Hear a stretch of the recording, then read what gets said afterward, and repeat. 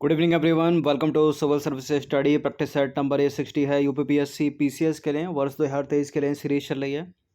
Practice करेंगे इसमें हम ज्योग्राफी के प्रश्नों पर। सभी प्रश्न जो है इसमें इंपॉर्टेंट है।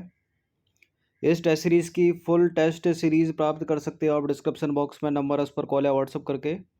तो चलिए स्टार्ट करते हैं। प्लेलिस्ट इसकी बना रखी है, वहाँ पर आप टेस्ट नंबर 1 से लेकर ये 60 और आगे जो भी टेस्ट होगा वहाँ तक पहुँच सकते हो।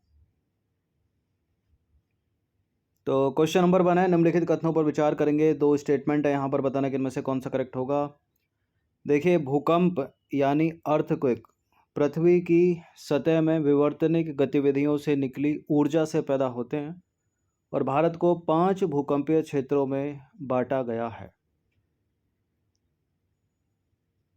5 या 4? देखिए 5 ही है और करेक्ट है। पहला वाला स्टेटमेंट भी, दोनों सही हैं। तो भारत को 5 भूकंपीय क्षेत्रों में जो है बांटा गया है, जो निम्नलिखित हैं। अति अधिक क्षति जोखिम क्षेत्र और अधिक क्षति जोखिम क्षेत्र, मध्यम जोखिम क्षेत्र, निम्न क्षति जोखिम क्षेत्र और अति निम्न क्षति जोखिम क्षेत्र। ठीक है।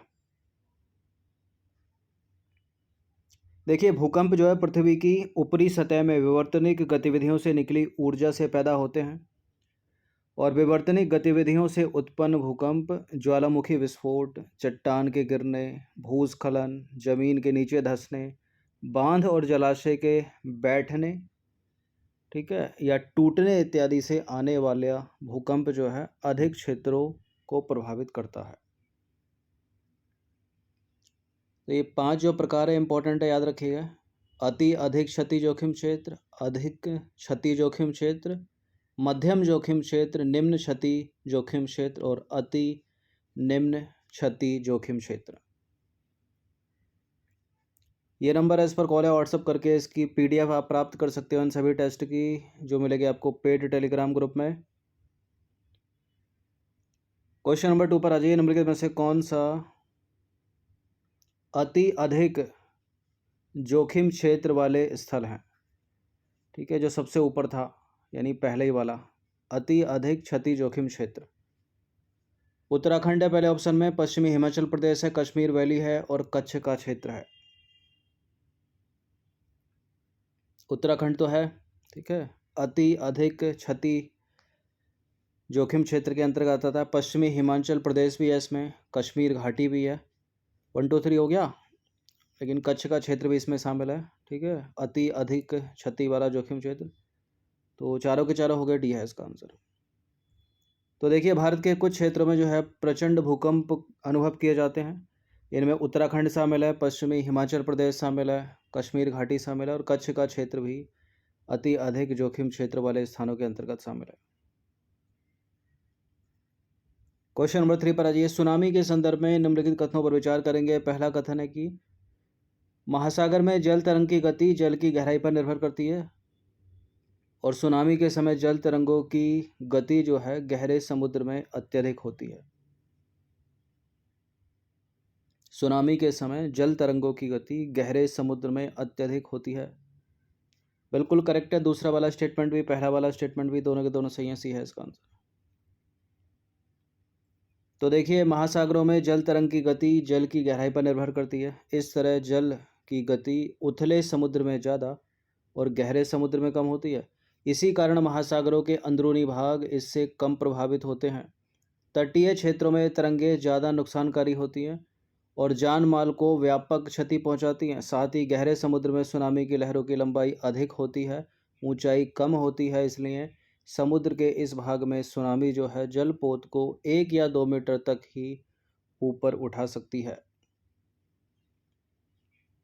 क्वेश्चन नंबर 2 पर आ जाइए। सूची 1 को सूची 2 के साथ सुमेलित करना है। मिट्टी में आर्द्रता में कमी के कारण जब फसलें मुरझा जाती हैं तो, ठीक है, मतलब इसको बताना है कि कौन सा सूखा कहा जाता है। देखिए, मिट्टी में आर्द्रता में कमी के कारण जब फसलें मुरझा जाती हैं तो इसको क्या कहा जाएगा? इसको पारिस्थितिक सूखा कहोगे, मौसम विज्ञान संबंधी सूखा कहोगे, कृषि सूखा कहोगे, या इसको जल विज्ञान संबंधी सूखा कहोगे? इसी से सब मैच करना है ये। लंबे समय तक अपर्याप्त वर्षा के कारण सामयिक और स्थानिक वितरण के संतुलन की स्थिति। लंबे समय तक अपर्याप्त वर्षा, तो ये तो मौसम विज्ञान संबंधी सूखा हो गया। और मिट्टी में आर्द्रता में कमी के कारण जब फसलें मुरझा जाती हैं तो कृषि संबंधी सूखा हो गया, यानी दूसरे का दूसरा हो गया, पहले का तीसरा हो गया। जब विभिन्न जल संग्रहण, जलाशय, जलभूत और झीलों इत्यादि का स्तर वृष्टि द्वारा नीचे जाने वाली जलापूर्ति के बाद भी नीचे आ जाए, तब क्या कहेंगे इसको? तब कहेंगे इसको जल विज्ञान संबंधी सूखा।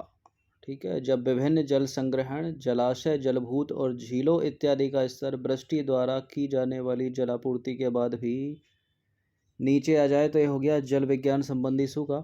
और प्राकृतिक पारिस्थितिक तंत्र में जल की कमी के कारण उत्पादकता कम हो जाती है और फलस्वरूप पारिस्थितिक तंत्र में तनाव हो जाता है और यह क्षतिग्रस्त हो जाता है।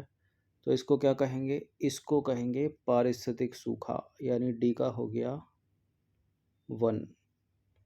तो कौन सा वाला करेक्ट हो जाएगा? ए का 3 है, डी का 1 है। ठीक है, यानी पहला वाला करेक्ट हो जाएगा, बी का दूसरा है और सी का चौथा है। तो देखिए, मिट्टी में आर्द्रता की कमी के कारण जब फसलें मुरझा जाती हैं तो इसे कृषि सूखा कहा जाता है। लंबे समय तक अपर्याप्त वर्षा के कारण सामयिक और स्थानिक वितरण के असंतुलन की स्थिति, मौसम विज्ञान संबंधी सूखा। और जल विज्ञान संबंधी सूखा तब उत्पन्न होता है जब विभिन्न जल संग्रहण, जलाशय, जलपोत, झीलों इत्यादि का स्तर वृष्टि द्वारा की जाने वाली जलापूर्ति के बाद भी नीचे आ जाए। और अंत में है प्राकृतिक पारिस्थितिक तंत्र में जल की कमी के कारण उत्पादकता कम हो जाती है और फलस्वरूप पारिस्थितिक तंत्र में तनाव हो जाता है और यह क्षतिग्रस्त हो जाता है। यह स्थिति पारिस्थितिक सूखा कहलाती है। ठीक है, पीडीएफ से इनको पढ़ लीजिएगा, इम्पोर्टेंट है।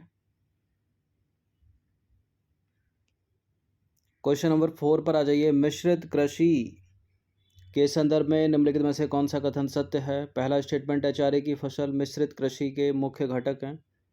मिश्रित कृषि में फसल उत्पादन के साथ पशुपालन भी किया जाता है और मिश्रित कृषि विश्व के अत्यधिक विकसित भागों में की जाती है, यानी जो डेवलप्ड कंट्री हैं वहाँ पर। बिल्कुल करेक्ट है तीसरा वाला स्टेटमेंट, दूसरा वाला भी करेक्ट है। मिश्रित कृषि में फसल उत्पादन के साथ साथ किया जाता है पशुपालन भी, और चारे की फसल मिश्रित कृषि के मुख्य घटक हैं। तो सारे के सारे ये करेक्ट हो जाते हैं, डी है इसका आंसर। तो जो डेवलप्ड कंट्री हैं वो कौन कौन सी हैं जहाँ की जाती है मिश्रित कृषि? उत्तर पश्चिमी यूरोप, उत्तरी अमेरिका का पूर्वी भाग, दक्षिणी महाद्वीप के समशीतोष्ण अक्षांश वाले भाग आदि में की जाती है और इन क्षेत्रों को संसार में अत्यधिक विकसित भाग के रूप में जाना जाता है। चारे की फसल मिश्रित कृषि के मुख्य घटक हैं। इसके अतिरिक्त इसमें फसल उत्पादन एवं पशुपालन को भी बराबर महत्व दिया जाता है। क्वेश्चन नंबर 5 पर आ जाइए। ट्रक कृषि कहा जाता है किसको? कृषक केवल धान पैदा करता है, कृषक केवल सब्जियां पैदा करता है, कृषक केवल गेहूं और जौ पैदा करता है। खाद्यान्न को भारी वाहन जैसे कि ट्रक आदि से एक स्थान से दूसरे स्थान पर ले जाना। कौन सी है, ट्रक फार्मिंग या ट्रक कृषि? देखिए, डी तो है नहीं इसका, सी भी नहीं है इसका, ए भी नहीं है इसका, हो जाएगा ऑप्शन नंबर बी। कृषक केवल सब्जियां पैदा करता है। ठीक है, तो उद्यान कृषि के अंतर्गत जिन प्रदेशों में कृषक केवल सब्जियां पैदा करते हैं वहां इसे ट्रक कृषि के नाम से जाना जाता है। ठीक है, उद्यान कृषि को। अब आ जाइए क्वेश्चन नंबर 6 पर।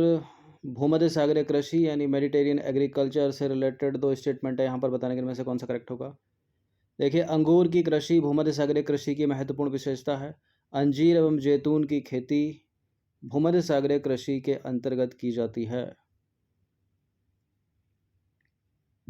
बिल्कुल ये करेक्ट हैं दोनों के दोनों स्टेटमेंट, और सी है इसका आंसर। तो भूमध्य सागरीय कृषि एक विशिष्ट प्रकार की कृषि है। इसका विस्तार भूमध्य सागर के समीपवर्ती क्षेत्र के साथ दक्षिण कैलिफोर्निया, मध्यवर्ती चिली, दक्षिण अफ्रीका का दक्षिणी पश्चिमी भाग एवं ऑस्ट्रेलिया के दक्षिण पश्चिमी भाग में जो है मौजूद है भूमध्य सागरीय कृषि के क्षेत्र। अंगूर की कृषि जो है भूमध्य सागरीय कृषि की महत्वपूर्ण विशेषता है। यहाँ अच्छी किस्म के अंगूरों से बनाई जाती है शराब, और निम्न श्रेणी के जो अंगूर हैं उनको सुखाकर मुनक्का और किशमिश बनाई जाती है। और भूमध्य सागरीय कृषि के जो क्षेत्र हैं वो खट्टे फलों की आपूर्ति करने में महत्वपूर्ण है, याद रखिएगा इस चीज़ को। और इसके अतिरिक्त अंजीर एवं जैतून का उत्पादन भी इन क्षेत्रों में होता है। अब आ जाइए क्वेश्चन नंबर 7 पर। क्वेश्चन नंबर 7 है, कपास की खेती के लिए आदर्श वातावरण है। उच्च तापमान, हाई टेम्परेचर, हल्की वर्षा, पाला रहित मौसम, चमकीली धूप। बताइए कौन कौन है इनमें।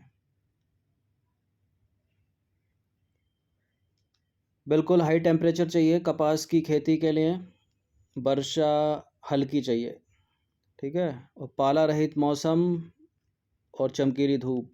अगर चाय के लिए जो है हैवी वर्षा की ज़रूरत होती है, लेकिन पानी रुकना नहीं चाहिए, मतलब जल निकासी वाली मृदा चाहिए। फिलहाल यहाँ चारों जो विशेषताएं हैं वो कपास की खेती के लिए उपयुक्त हैं। डी है इसका आंसर।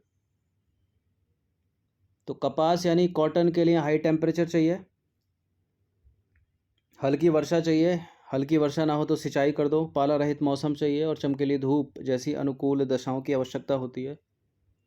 भारत में कपास की खेती पारंपरिक रूप से दक्षिण के पठार की काली मिट्टी में की जाती है, और भारत में कपास उत्पादक क्षेत्रों में गुजरात के मैदान और कठियावाड़, महाराष्ट्र में पश्चिमी घाट के पूर्व में पठारी प्रदेश और पश्चिमी मध्य प्रदेश और नर्मदा घाटी, दक्षिणी कर्नाटक और पश्चिमी आंध्र प्रदेश, पंजाब भी है, हरियाणा भी है, और पश्चिमी उत्तर प्रदेश के साथ तमिलनाडु भी महत्वपूर्ण है कपास उगाने में। क्वेश्चन नंबर 8 पर आ जाइए। भारत में जूट का उत्पादन किया जाता है पश्चिम बंगाल में, असम घाटी, उत्तरी बिहार, उपरोक्त सभी। भारत में जूट का उत्पादन पश्चिम बंगाल में, असम घाटी, उत्तरी बिहार, सभी हो गए, ठीक है। तो देखिए भारत में जूट का उत्पादन जो है पश्चिम बंगाल में, असम घाटी में, उत्तरी बिहार में और उड़ीसा के महानदी डेल्टा में किया जाता है। तो डी है इसका आंसर। क्वेश्चन नंबर 9 पर आ जाइए। निम्नलिखित कारकों पर विचार करना है। कोष्ण और आर्द्र जलवायु, जल निकासी वाली उपजाऊ मिट्टी, उपरोक्त में से कौन सा से कारक जूट की खेती के लिए अनुकूल हैं। जूट की खेती, जल निकासी वाली उपजाऊ मृदा चाय की खेती के लिए भी चाहिए, ठीक है, और ये जो है जूट की खेती के लिए भी चाहिए, तो दूसरा वाला सही है।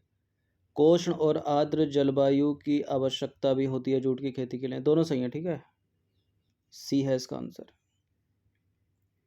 तो भारत में जूट का उपयोग टाट, बोरे आदि बनाने में किया जाता है, और इसके लिए कोष्ण और आर्द्र जलवायु तथा जल निकासी वाली उपजाऊ मृदा उपयुक्त होती है। क्वेश्चन नंबर 10 पर आ जाइए। निम्नलिखित फसल समूहों में से कौन सा रोपण फसलों का समूह है। रोपण फसलें, देखिए रोपण को वाणिज्यिक फसलें भी कहा जाता है, यानी कॉमर्शियल क्रॉप। तो धान तो खाद्यान्न है ना, इसको हटा दीजिए, जहाँ जहाँ खाद्यान्न है उसको हटा दीजिए। चना खाद्यान्न में आता है, और क्या क्या है, जौ को भी हटा दीजिए। अब बचा सी वाला स्टेटमेंट, चाय, रबर, काजू, कहवा, गन्ना, तो यही हो जाएगा सी। ऐसे प्रश्न पूछे जाते हैं, स्टेट पीसीएस में भी पूछे जाते हैं, यूपीएससी में भी पूछे जाते हैं। तो देखिए रोपण कृषि जो है वाणिज्यिक कृषि यानी कॉमर्शियल क्रॉप का एक प्रकार है, जहाँ चाय, केला, कहवा, काजू, रबर, कॉफ़ी और कपास की एकल फसल उगाई जाती है, और इसमें बृहद पैमाने पर श्रम और पूंजी की आवश्यकता होती है। ये स्टेटमेंट रखकर भी प्रश्न बनाए गए हैं, ठीक है, कि श्रम की कम आवश्यकता होती है, पूंजी की अधिक होती है। तो दोनों की अधिक आवश्यकता होती है, पैसा भी चाहिए, ठीक है, पैसा भी चाहिए और चाहिए वर्कर्स, ठीक है, श्रम। रोपण कृषि के मुख्य क्षेत्र जो है विश्व के उष्णकटिबंधीय प्रदेशों में पाए जाते हैं। तो 10 प्रश्न ही ऐड किए थे, ठीक है, ज्योग्राफी के मोस्ट इंपॉर्टेंट प्रश्न हैं, स्टैटिक जी के, और हर स्टेट के पीसीएस के लिए इंपॉर्टेंट है, इनकी प्रैक्टिस कर लीजिएगा। धन्यवाद। इन सभी टेस्ट का पीडीएफ भी प्राप्त कर सकते हो, ठीक है, लेकिन वो मिलेगा आपको पेड टेलीग्राम ग्रुप में ही। तो ये जो नंबर है 9560112583, इस पर कॉल या व्हाट्सअप करके प्राप्त कर सकते हो आप। और फ्री टेलीग्राम है, डिस्क्रिप्शन बॉक्स में लिंक है, उस पर जुड़ जाइएगा। ठीक है,